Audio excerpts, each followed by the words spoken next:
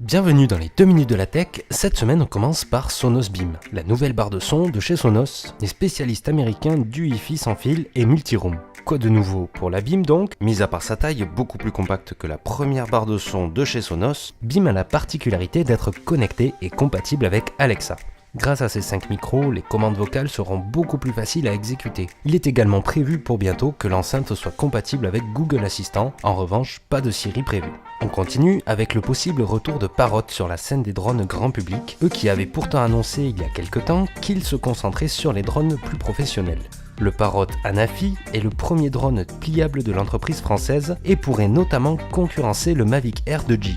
Avec le Anafi, Parrot a tout misé sur la qualité d'image. Caméra 4K HDR filmant à 30 fps ou Full HD 1080p à 60 fps. Capteur de 21 mégapixels avec angle de 180 degrés, stabilisateur 3 axes et 3 niveaux de zoom.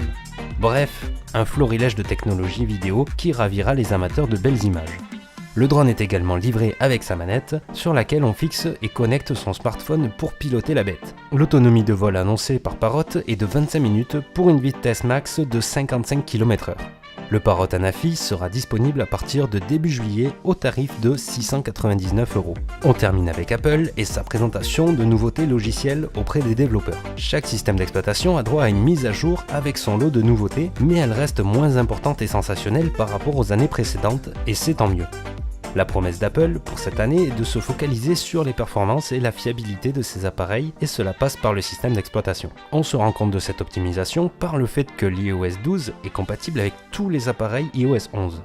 L'iPhone le plus vieux capable de recevoir iOS 12 est l'iPhone 5S sorti en 2013 tout de même. En plus de ça, contrairement aux années précédentes, ce nouveau système d'exploitation rend les vieux appareils plus rapides qu'avant. On peut dire qu'Apple est sur la bonne voie.